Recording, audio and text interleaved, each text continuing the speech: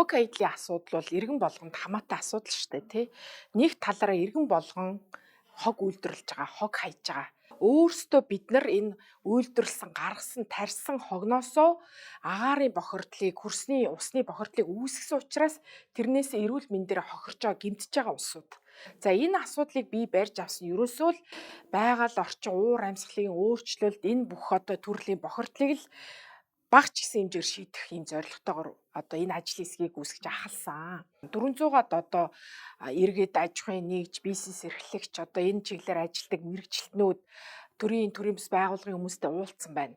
5 намын одоо төлөөлбөхийн судалтын парламентаас төлөөллийг одоо бий болгоод дайны улсад бас туршлага судлуулсан. Тэд бол хогоо 10 янзаар ангилж байна.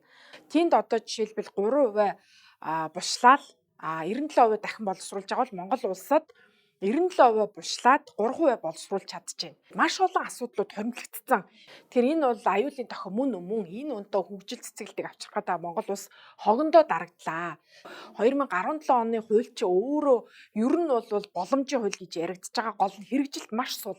Энэ утгаараа энэ ажлын хэсэг засгийн газарт чиглэл өгөх юм тогтоолыг л боловсруулж байна. Тухайлбал аж ахуйн нэгжүүд өөрсдөө одоо тухайн боловсруулсан хог хаягдлаа цуглуулах, тээвэрлэх, тээврийн компани хог хаягдлын компани сонгох хэрэгтэй юмээр байна.